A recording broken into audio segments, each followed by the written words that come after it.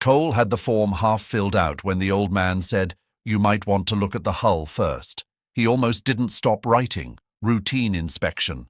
Small harbor, Tuesday morning, the kind of check that took 12 minutes and produced no surprises. The boat was old, the catch modest, the documentation in order. The fisherman was calm. Everything was exactly what it appeared to be. Cole set the pen down. He walked around the bow of the boat to the starboard side.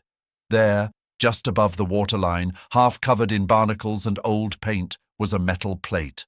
Oval, bolted directly to the original timber. He crouched and scraped at the barnacles with his thumbnail. The letters came clear. HMS Defender, D02, 1941. He looked up at the old man standing on the dock. He said, "Where did you get this boat?"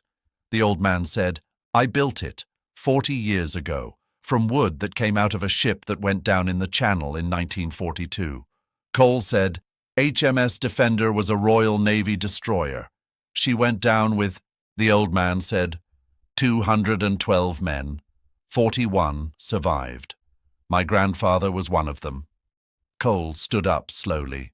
He looked at the plate, at the old timber hull, at the boat that had been crossing this harbor for 40 years without anyone knowing what it was made of. He said, "Does anyone else know?" The old man looked at him with those dark grey eyes for a long moment. He said, "You're the first person who ever crouched down and looked. From which city are you watching this? Drop your location in the comments. And if you believe that some things carry history that nobody thought to ask about, subscribe. Because what Cole found under that boat changed everything about a morning he thought was routine. The harbor at Kesler Point was small in the way of working harbors that had never tried to be anything else. 12 permanent berths, a fuel dock, a covered shed for gear, the harbor master's office in a converted shipping container that had been painted twice in 20 years and showed both coats. The water was cold year-round. The light in the mornings, especially in October, had the flat grey quality of a sky that had given up on blue. Cole Brennan had been assigned to Kesler Point Maritime Customs 18 months ago. He was 27 years old, 2 years into his federal service, and this posting was his first solo assignment after 18 months partnered with a senior inspector at the larger facility 15 miles south. He had been sent to Kesler Point because it was quiet, because it was the kind of posting that built the procedural confidence of a young officer before they were given anything complicated, because the senior inspector at the larger facility had told the district supervisor that Brennan was ready for solo work, and the supervisor had agreed, and Kesler Point had come available. He had arrived in April with a box of books and a quality of professional optimism that quiet postings either confirmed or eroded. The apartment above the chandlery was small and smelled of rope and salt. The commute to the harbor was 3 minutes. The harbor itself was smaller than any facility he had trained at. 12 berths, a fuel dock, the harbor master's converted container. The coffee in the harbour master's office was made from a machine that had been there longer than the harbour master. He had found the posting exactly as described. Quiet. The harbour saw perhaps 8 to 12 vessels per week that required inspection. Small commercial fishing operations, the same boats, the same fishermen, the same documentation cycle repeating with the regularity of tides. Occasional recreational craft arriving from international waters. These were the more interesting inspections, slightly less predictable, slightly more likely to produce something that required a second look. The weekly supply barge that ran between the point and 2 offshore islands, the inspection of which had become so routine that Cole and the barge's captain had developed a shorthand for it that reduced the standard procedure to about 6 minutes. The inspections were straightforward. The documentation was almost always in order. The conversations were brief in the way of conversations between people who are both doing their jobs and have no particular reason to talk beyond the job. He had settled into the rhythm of it. He was good at the procedural work, thorough, accurate, efficient. He checked what needed checking. He filed what needed filing. He had not, in 18 months at Kesler Point, found anything that required escalation beyond the standard category of minor documentation irregularities that the district supervisor handled routinely. He had begun to wonder, in the specific way of young people in quiet postings, whether quiet was the whole of what this job was, whether the senior inspector had been right that he was ready for solo work, or whether solo work at Kesler Point was simply a different kind of not ready, whether the procedural confidence he was supposed to be building was building, or whether procedure performed in the absence of anything challenging was simply procedure performed and nothing more. The Tuesday morning in October had started with a fog that was burning off slowly, the kind of morning where the harbour materialized gradually from white, the shapes of boats appearing before their details, the dock planks visible before the water beneath them. Cole had arrived at 7:30, checked the overnight log, found 2 vessels due for routine inspection before noon. He had poured coffee from the pot in the harbour master's office, the harbour master himself not yet in, and had walked the dock with his clipboard to confirm the vessels were where they were supposed to be. The first was a fiberglass recreational craft, weekend sailor returning from Canadian waters, the inspection completed in 9 minutes. Clean documentation, nothing irregular. The second was the wooden fishing boat at berth 7. He had read the vessel registration on his clipboard as he walked to it. Mary June, registered 1987, owner Henry Aldis, length 8.2 meters, wooden hull construction, commercial fishing license current. He had looked up from the clipboard at the boat. It was old, not old in the sense of poorly maintained, old in the sense of genuinely old, the timber hull carrying the specific quality of wood that had been through decades of salt and weather and had not been replaced but had been tended. The white paint was faded and cracked in a specific pattern that told a story of careful repainting over many years rather than neglect. A green stripe ran the length of the hull at the waterline, also faded, also old. The name Mary June was painted in black letters on the transom, the letters slightly different in size in a way that suggested they had been repainted at some point by hand, by someone working carefully but without professional sign-painting tools. The cabin was small, just large enough for one person to stand in, forward of amidships. The working deck behind it was clean, the gear stowed properly, the rigging in good order. It was a boat that worked and was worked, and the working of it had produced a specific kind of functional dignity. Henry Aldis was already on the dock when Cole arrived. 74 years old, tall and broad even with the slight compression of age, short white hair, a neatly trimmed white beard, dark grey eyes. He wore an orange waterproof fishing jacket over dark blue waterproof trousers, brown rubber boots. He held his documentation folder in one large hand and watched Cole approach with the specific quality of someone who had been through this inspection process many times and was neither impatient nor entirely relaxed about it. Cole had introduced himself, taken the documentation, begun the inspection. Vessel registration, current. Commercial fishing license, current. Safety equipment manifest, complete. Logbook. Present and up to date, the entries made in a clear and consistent hand going back. Cole had glanced at the earlier pages, several decades. He had asked the standard questions. Henry Aldis had answered them the way people answered standard questions, accurately, briefly, without elaboration.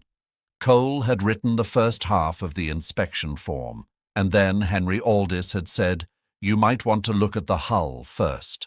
The plate was approximately 8 inches wide and 5 inches tall. Oval, as Cole had registered in his first look. Steel, not aluminum, the specific grey-brown of old naval steel rather than the lighter corrosion of modern marine aluminum. Bolted through the original timber with 4 bolts, the bolt heads rounded by decades of salt exposure. The surface of the plate was slightly irregular in the way of cast metal. The letters raised rather than engraved, the casting of a military contractor rather than a civilian manufacturer. HMS Defender, D02, 1941. Cole had seen hull plates before. Not many. Kesler Point was not the kind of posting that produced historical artifacts, but enough to understand what he was looking at. D02 was a pennant number. HMS Defender with pennant number D02 was a Royal Navy destroyer of the D class, commissioned in 1932, active through the early years of the Second World War. He knew this not from training, this was not in the customs inspection training, but from a book he had read at 17. A book about the Channel campaigns of 1940 and 1941 and 1942. He had read it because his great-uncle had served in the Royal Navy during the same period, and his mother had given him the book when he was 17 as a way of understanding something about the family history that had never been fully explained.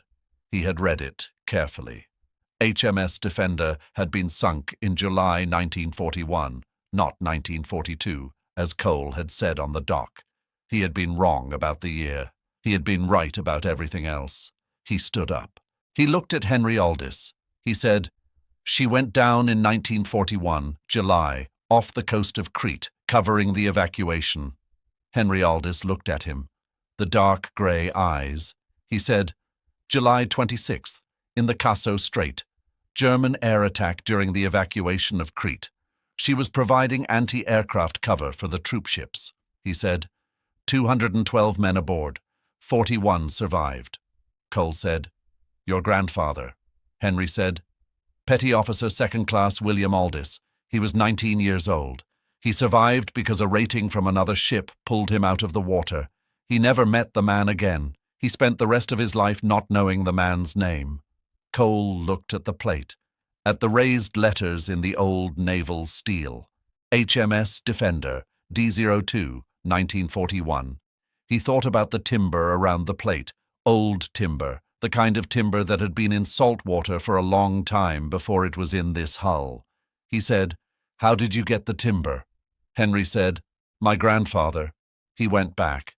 In 1948, 7 years after the sinking, he'd been told that some wreckage from Defender had been salvaged and was being used for construction on the Greek island of Gavdos. He went there. He found it. He brought back what he could carry. He said, he kept it for 30 years. He was going to build something from it, but he never did. He died in 1978, and he left it to my father. My father was going to sell it for timber, but he couldn't bring himself to. He gave it to me in 1982 and told me to do what I thought was right. He said, I thought building a boat was right. Cole stood on the dock and looked at the old wooden fishing boat, at the hull that was made in part from the wreckage of a Royal Navy destroyer that had gone down providing anti-aircraft cover for troop ships in the Kaso Strait on July 26, 1941. At the plate that had been bolted to it for 40 years, half covered in barnacles, visible to anyone who crouched down and looked. He said, "Has anyone ever—" Henry said, "You're the first person who ever crouched down and looked." Cole stood at the dock for a moment after that. He had a form to complete. He had a procedure to follow. He was a customs inspector, and this was an inspection, and the inspection had a defined set of steps that led to a defined outcome, and the plate on the hull of Mary June was not one of the items on the inspection checklist. He was aware of this. He was aware that what he was doing, standing on the dock of a small harbour in October, looking at a boat that was suddenly not the boat he had walked up to 40 minutes ago, was not what the morning's schedule had planned for.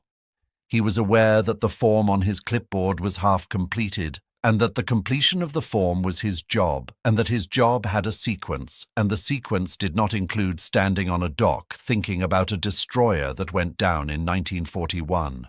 He was also aware that something had changed, not dramatically. The boat was the same boat. The fisherman was the same fisherman. The harbour was the same harbour. But the plate was there, and the plate said what it said, and the old man's account of the timber, and the grandfather, and the wreckage on the Greek island was either true or false. And if it was true, then this inspection was no longer a routine inspection in any sense that mattered. He looked at his clipboard. He looked at the boat. He thought about the book he had read at 17, about his great-uncle in the Royal Navy and his mother giving him the book and the specific thing that book had made him feel about the men who served and the ships that went down and the thin line between the men who came home and the men who didn't. He said, "Can I come aboard?" Henry Aldis looked at him for a moment, the dark, grey eyes. Something in them that was not surprise. The quality of someone who had been waiting for a question and is now receiving it. He said, yes. Cole stepped aboard. The deck was solid under his feet. The timber old but sound, the maintenance evident in the specific way that old things are sound when they have been tended rather than simply preserved. He walked to the bow, crouched and looked at the hull from the inside. He could see, from the interior, where the original timber met the newer planking that had been added in repairs over the years. The original timber was darker, harder, the grain tighter. The wood of a ship built in the early 1930s to naval specification rather than the softer commercial timber used in repairs. He ran his hand along the original timber. He thought about a destroyer in the Kaso Strait, about 212 men. About the 41 who survived and the 171 who didn't. About a 19-year-old petty officer in the water off Crete who didn't know the name of the man who pulled him out. He stood up. He went back to the deck. Henry was standing at the stern, looking at the harbour. The fog had burned off fully now. The harbour was clear, the October light flat and honest on the water. Cole said, "The logbook. You've been running this boat for how long?" Henry said, 40 years, since I finished building her in 1984. Cole said, "And before that, before you built her, what were you doing?" Henry said, "I was a marine engineer, 30 years at a shipyard 200 miles from here. I retired in 1997. I've been running the boat since." Cole said, "Why Kesler Point?" Henry said, "My grandfather lived here for the last 20 years of his life, after the war. He liked the harbor. He said it reminded him of—" He said the light was right. He paused. He said, "He used to walk out on this dock, before there was a dock, when it was just a wooden jetty. He'd walk to the end and look out at the water. My father told me this. He didn't know why his father did it. He thought maybe he was looking for something." Cole said, "What was he looking for?" Henry was quiet for a moment. He said, "I think he was looking at it, not looking for something, looking at the water, looking at the thing that had taken his ship and most of the men on it, and that he had survived by being pulled out of by a man whose name he never knew. He said, he looked at it for 20 years, and then he died and left me the timber." Cole sat down on the deck. Not officially. This was not how customs inspections proceeded. He sat down on the deck of a 40-year-old wooden fishing boat built from the wreckage of a Royal Navy destroyer and looked at the harbour and thought about a 19-year-old in the water in the Kaso Strait and a man whose name was never known. Henry sat down on the stern bench. They sat for a moment in the flat October light. Cole said, "You should tell someone, the Royal Navy, the Imperial War Museum, the families of the men who went down." Henry said, "I know." Cole said, "Why haven't you?" Henry said, "Because I didn't know how to start. Because I've been running this boat for 40 years, and every year I think, this year I'll do something about it, and every year passes." He said, "And because I think I was waiting for someone to ask." Cole looked at the plate through the hull, at the metal that had come off a ship that had gone down in 1941 and had been in the water, and then on an island, and then in a shed, and then in this hull for 80 years. He said, "Then I'm asking." Henry looked at him, the dark grey eyes, something in them that was relief, and something that was the specific quality of a person who has been carrying something for a long time and has just been told that the carrying is about to change form. He said, "Yes." Cole did not complete the inspection form that morning. He filed it later from the office with the standard notation for a vessel requiring follow-up documentation. a category that covered a range of situations and that would not, to anyone reading the file, indicate anything unusual. He needed time. He needed to think about what he had found and what to do with it and who the right people were to tell. He was a customs inspector at a small harbor on the coast. He had no training in historical naval artifacts. He had no connections to the Royal Navy or to the Imperial War Museum or to the organizations that tracked the histories of ships and the fates of the men who served on them. He had a clipboard and a form and a procedure that did not contain a box for what he had found. He started where he could start. He went to the harbour master's office and found the harbour master, a man named Bill Croft, who had been running the harbour for 32 years and who had the specific quality of someone who had seen most things and maintained a steady operational equanimity about all of them. Cole told him about the plate, about HMS Defender, about Henry Aldis and the timber and the grandfather in the Kaso Strait. Croft listened to all of it without interrupting. When Cole finished, Croft was quiet for a moment. He said, "Henry Aldis has been berthing that boat here for 20 years. Cole said, "Did you ever—" Croft said, "I never looked at the hull. I never had any reason to." He said, "Neither did anyone else." He was quiet again. He said, "The Royal Navy Historical Branch.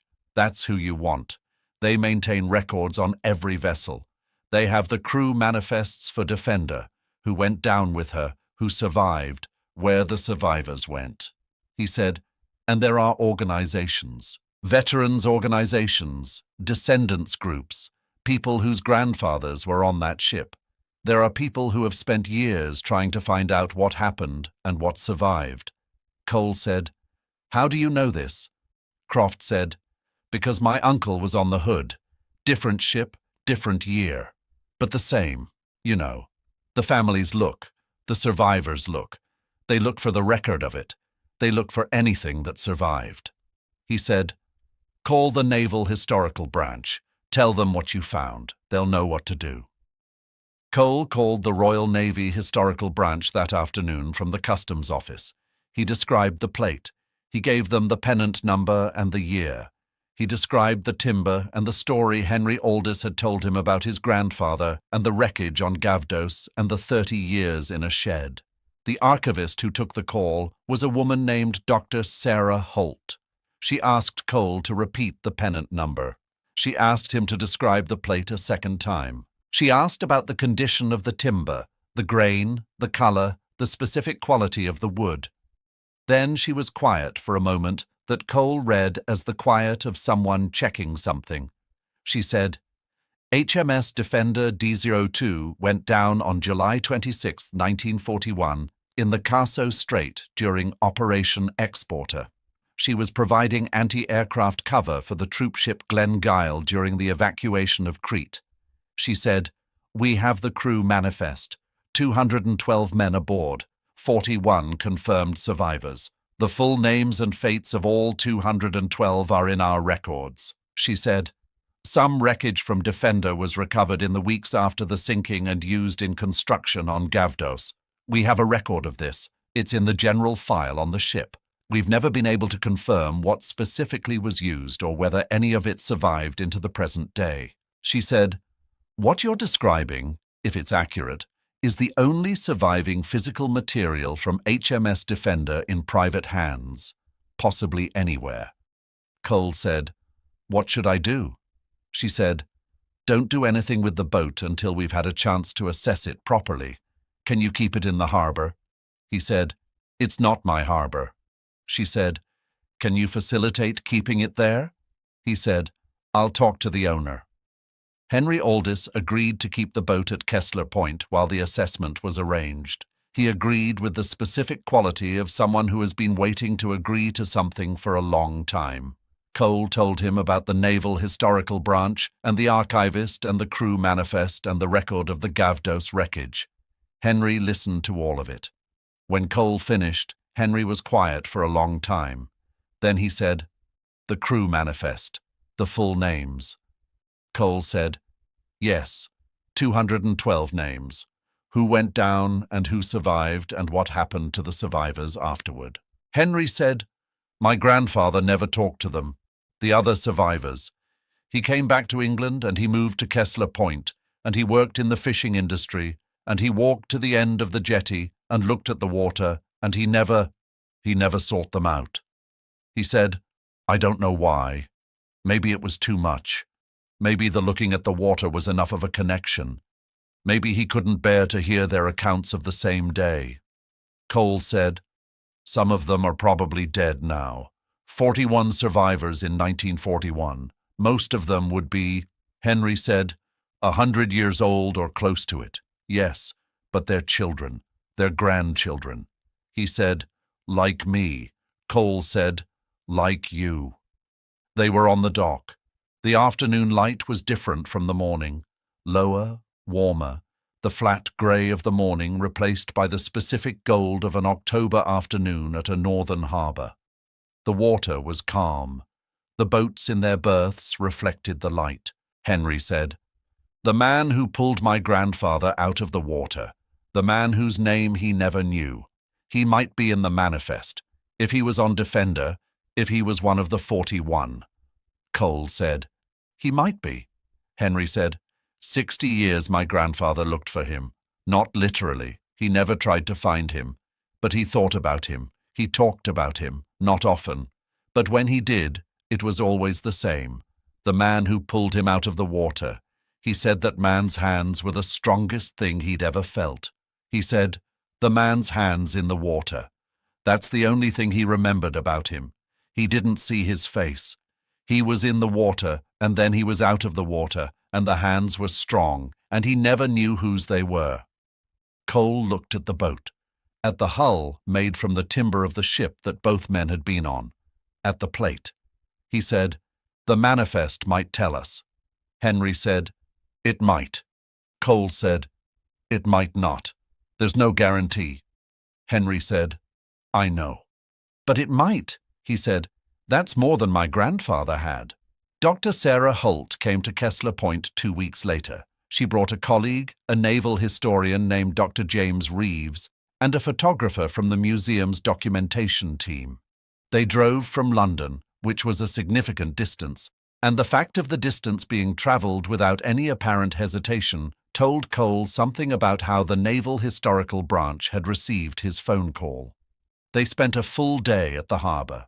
They examined the hull from every angle, Holt and Reeves both on their knees at the waterline for significant portions of the morning, their professional disregard for the condition of their clothing telling Cole further things about how significant they considered what they were looking at.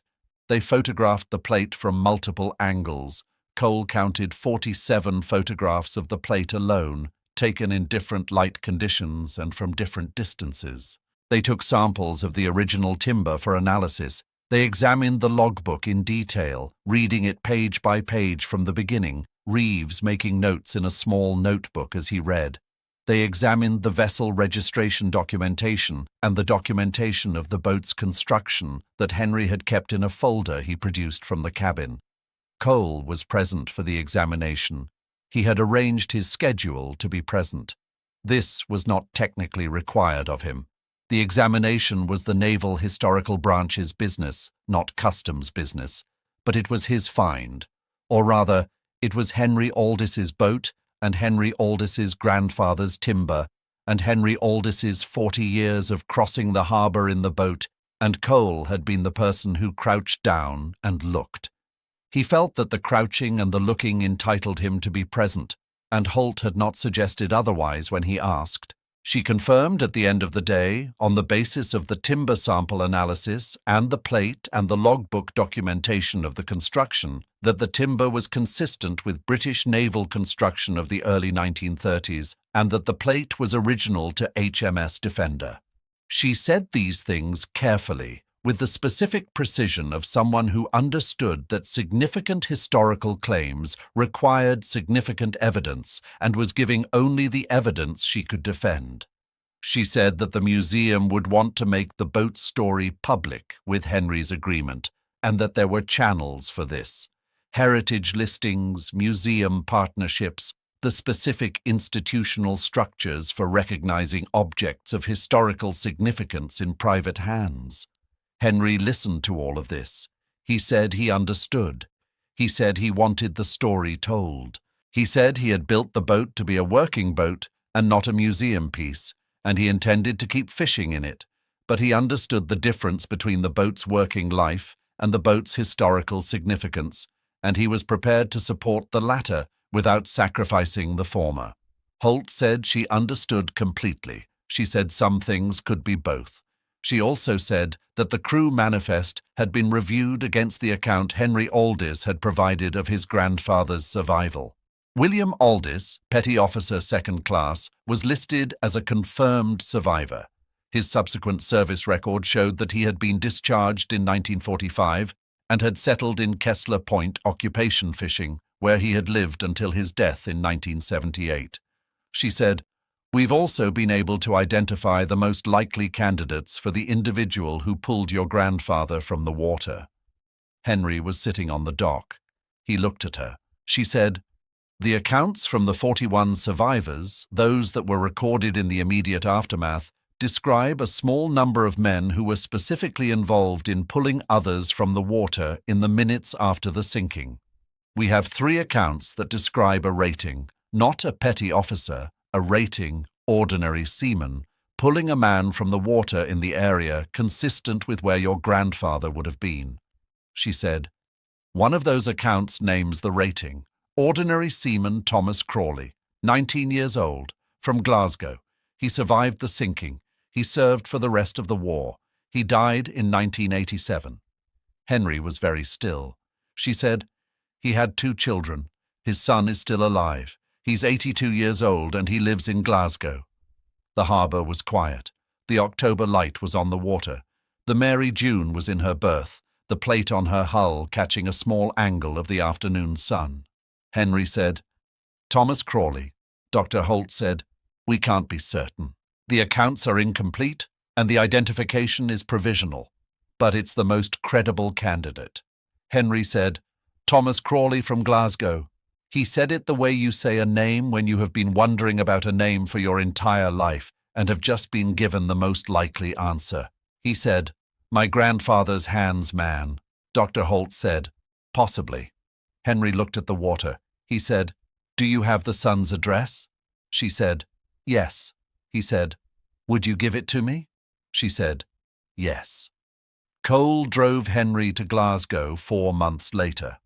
Not officially, this was not a customs matter in any jurisdictional sense, but Henry had asked him, and Cole had said yes without deliberating, because some things you say yes to without deliberating. They drove Henry's car 5 hours each way on a grey February morning that was cold in the specific way of British February, the kind of cold that has been going on for months and intends to continue. The son, whose name was Robert Crawley, lived in a terrace house in the east of the city.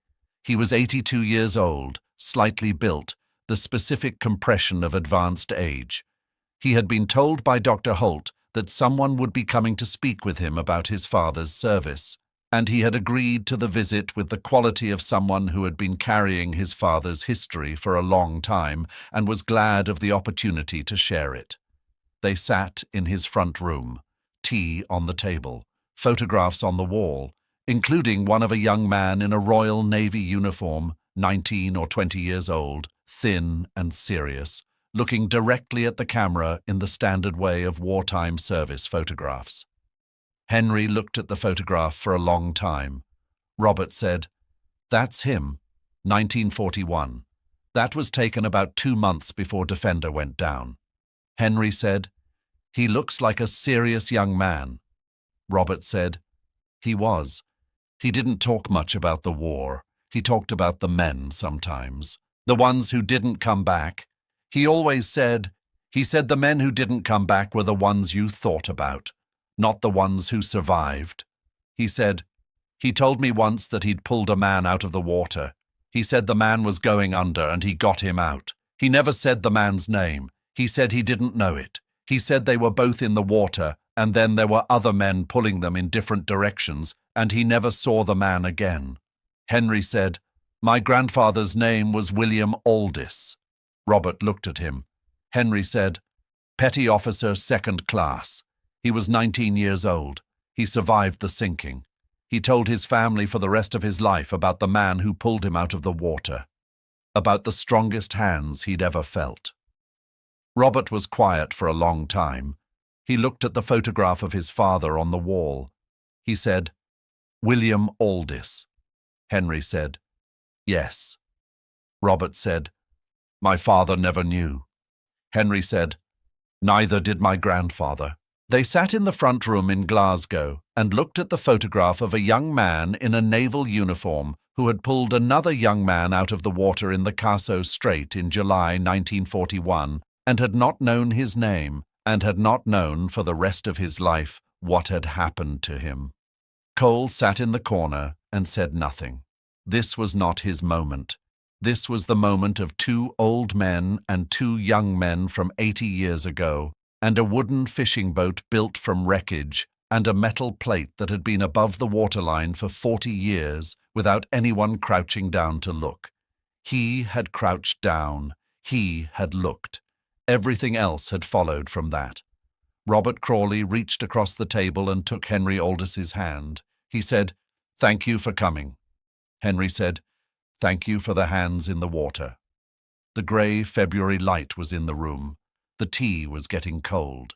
The photograph of Thomas Crawley, ordinary seaman, Glasgow, 1941, looked out from the wall with the composed expression of a young man who understood this was a formal document and could not have known that 80 years later, 2 men whose grandfathers had been in the water together would sit in this room and say his name. Cole drove back to Kesler Point alone. Henry stayed in Glasgow for 2 days. He and Robert had things to talk about, the specific, slow, careful things of 2 people whose families had been connected by a moment neither of them had witnessed and both of them had grown up with. Robert Crawley had photographs of his father throughout his life, not just the one on the wall. Service photographs and civilian photographs, and the specific visual record of a man who had been in the water in the Kaso Strait at 19 and had come home and lived in Glasgow and raised children who were now old themselves. Henry Aldis had stories of his grandfather's life at Kesler Point, the jetty walks, the looking at the water, the 30 years of keeping the timber before giving it to Henry's father and then to Henry himself. Between them, they had more than either had had alone. Cole drove the 5 hours back in the grey February afternoon and the dark February evening and arrived at Kesler Point at 9 p.m. He was tired in the specific way of someone who has spent a day in the presence of something significant and is now returning to the ordinary. Not drained, not diminished, but the tiredness of having been fully present for something that required it. He changed out of his driving clothes and put on his coat and walked to the harbour. He did not go to the office. He walked to the dock. He stopped at berth 7, where Mary Jane was tied, the harbour quiet around her. The October light was gone. It was February now, the harbour dark, the lights of the few occupied buildings reflecting on the calm water.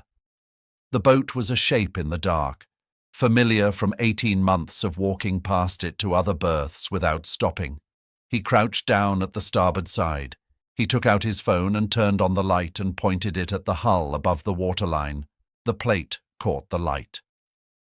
HMS Defender, D02, 1941. The metal was the same metal. The raised letters were the same letters. Nothing had changed about the plate in the 4 months since October. Nothing had changed about the plate in the 80 years before October. The plate was the plate, and it had always been the plate, and it would continue to be the plate for however long the boat lasted. What had changed was that it was known. What had changed was that there was a name, Thomas Crawley, ordinary seaman, Glasgow, to go with the strongest hands his grandfather had ever felt. What had changed was that 2 old men had sat in a room in Glasgow and said the names of their grandfathers to each other for the first time. Cole stayed at the dock for a while. The harbour was quiet. The boats were in their berths.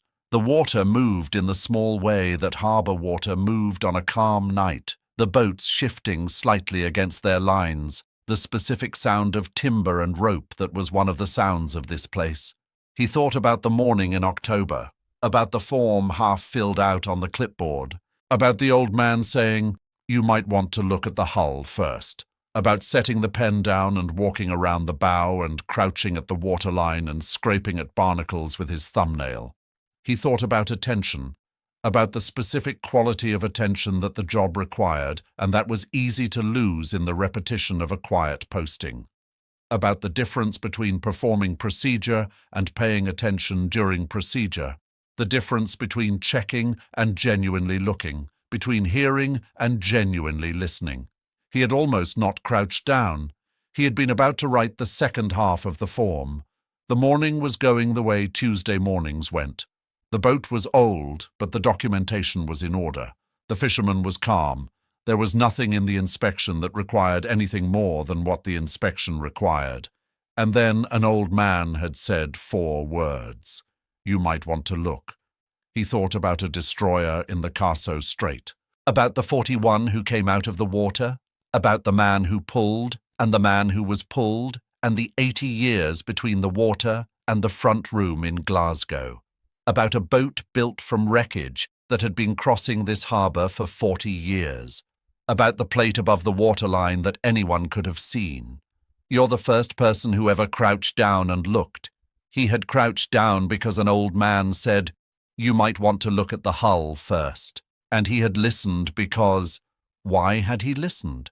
Not because the inspection required it, not because anything in his training told him to look at the hull of an old wooden fishing boat, because something in the way it was said, the timing of it, the specific quality of a statement rather than a suggestion, had made him set the pen down.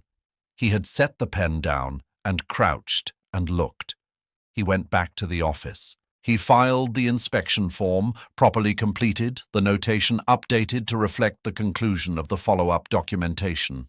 He wrote up his own account of the discovery, not an official account, a personal one, the kind of account he had been keeping since the first month at Kesler Point, of the things that didn't fit in official forms but needed to exist somewhere.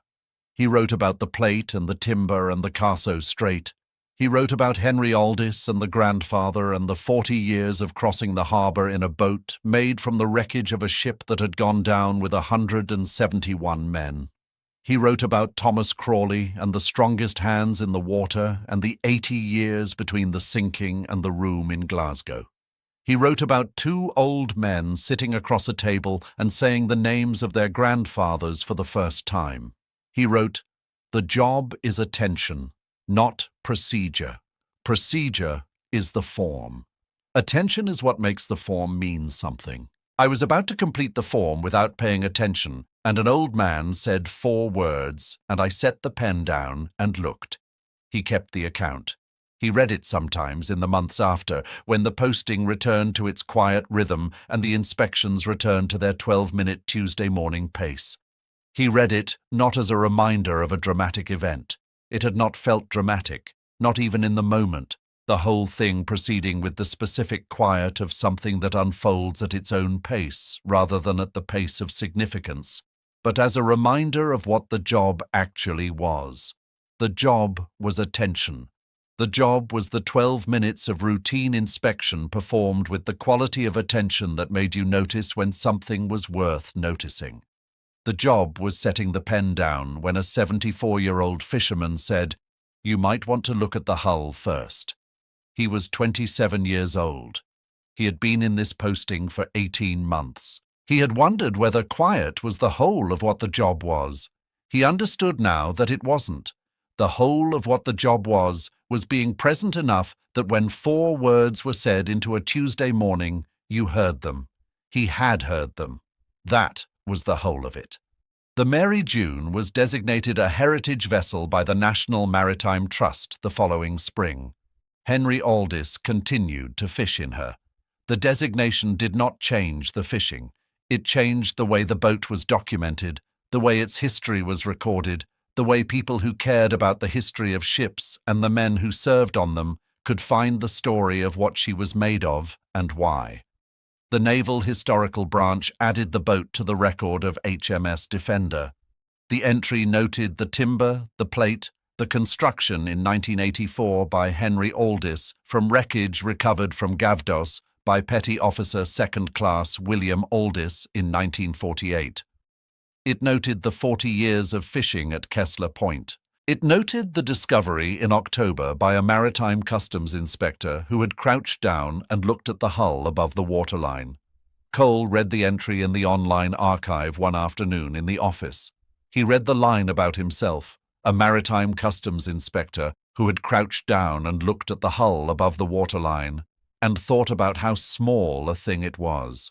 Crouching down, looking, the whole of what he had done, and then the whole of what had followed from it. The names of two men in the water in the Kaso Strait in 1941, finally in the same room. The specific quality of Robert Crawley's hand taking Henry Aldis's hand across the table in Glasgow. The grey February light in the room, the tea getting cold. The hands of a man whose name a 19-year-old petty officer had never known, finally known. The plate on the hull carrying what it had always carried, visible to anyone who crouched down and looked. He closed the archive page. He went back to work. The morning's inspections were waiting. The harbour was the harbour. He walked the dock with his clipboard and his pen, and the specific quality of attention that he had learned on a Tuesday morning in October was the whole of what the job was. He looked at everything. He always would. Spring came to Kesler Point. The harbour changed the way harbours changed in spring, not dramatically, but in the specific accumulation of small things that constituted the season. The recreational boats returned to their berths. The daylight extended. The morning inspections moved from the grey cold of October and February to something warmer and slower. Cole had been at the posting for 2 years now. The district supervisor had called in March to discuss his next assignment. The larger facility 15 miles south had an opening, a senior inspector's position, the natural next step after Kesler Point. Cole had listened to the offer and thanked the supervisor and asked for 2 weeks to think about it. He was still thinking about it. He was thinking about it not because the offer was complicated. It was straightforward, the obvious career progression, the posting that came after a quiet posting where you built procedural confidence. But because he had come to understand that Kesler Point was not simply the posting before the next posting. It was the posting where he had learned what the job was. He walked the dock on a Tuesday morning in April. The harbour was full. The Mary June was in berth 7 where she had been, with brief exceptions for fishing runs, for the 20 years Henry Aldis had been coming to Kesler Point. The boat looked the same, it always looked. The white paint faded and cracked in the specific pattern of old timber carefully maintained. The green stripe at the waterline, the name Mary June in black letters on the transom. He stopped at berth 7. He crouched down. The plate was there. HMS Defender, D02, 1941. The barnacles had been cleaned. Dr. Holt's team had removed them carefully during the October examination, and they had not regrown to the same extent over the winter. The plate was visible now without scraping. Anyone walking the dock could see it if they crouched. Most people didn't crouch. Cole stayed crouching for a moment. He thought about the morning in October, about the form half filled out, about the 4 words that had made him set the pen down. He thought about Thomas Crawley's son in Glasgow, 82 years old, who had grown up hearing his father not talk about the war and who had a photograph on his wall of a serious 19-year-old in a naval uniform, and who had spent his whole life not knowing the name of the man his father had pulled from the water. He thought about Henry Aldis driving to Glasgow in February, about 2 old men and a table and tea getting cold. He thought about attention, about what attention made possible, about the specific difference between performing procedure and genuinely looking during procedure. He stood up. He walked back to the office. He called the district supervisor and told him he was ready to accept the senior inspector's position at the larger facility. He had learned what he needed to learn at Kesler Point. It was time to take what he had learned somewhere it could be applied to more complicated work. The supervisor was pleased. The transition would begin in June. Cole had 6 weeks left at Kesler Point. He used them the way he had been using the posting for the last several months, carefully, attentively, with the specific quality of a person who understood that quiet was not the absence of significance but the condition in which significance sometimes appeared. He walked the dock with his clipboard. He conducted his inspections. He asked the standard questions and listened to the answers and looked at the things that needed to be looked at. Before each inspection, he reminded himself, the job is attention. Procedure is the form. Attention is what makes the form mean something. On his last day at Kesler Point, Henry Aldis came in on the morning tide. Cole walked to berth 7. He completed the inspection in the standard time. Documentation in order. Safety equipment manifest complete. Logbook up to date. Everything exactly as it had always been. He initialed the form. He handed Henry his copies. Henry took the copies and looked at Cole. He said, "The position at the larger facility. You're taking it." Cole said, "Yes. How did you know?" Henry said, "The harbor master mentioned it. He mentions things." He said, "It's the right move. You've learned what there is to learn here." Cole said, "I learned one thing here." Henry said, "That's usually how it works." He said, "The one thing is the important thing. The rest is procedure." Cole looked at the boat, at the Mary June, at the hull and the plate and 40 years of fishing built from the timber of a destroyer that went down in the Kaso Strait in July 1941. He said, "I'm glad you told me to look." Henry said, "I'm glad you looked." He cast off the lines. He started the engine. The specific sound of the old diesel, low and consistent, the sound Cole had heard from the dock many times without stopping to listen. He eased the boat out of the berth. Cole stood on the dock and watched Mary June move through the harbor toward the open water. The morning light was on her. The white hull and the green stripe and the name in black letters on the transom, and, above the waterline on the starboard side, the oval plate that had been there for 40 years without anyone crouching down to look. The boat reached the harbor entrance. Henry gave a single wave without turning around. Cole raised a hand. The Mary June went out to sea. Cole stood on the dock for a moment. The harbor was quiet now. The other boats in their berths, the water calm, the April morning light on everything. He had come to Kesler Point wondering whether quiet was the whole of what the job was. He was leaving understanding that the job was attention, and that attention could be practiced anywhere, and that a quiet posting was not a lesser posting but a different kind of opportunity. The opportunity to develop the quality of noticing that complicated work required, but that complicated work, paradoxically, often left no space to cultivate. He had crouched down on a Tuesday morning in October. He had looked. Everything else had followed from that.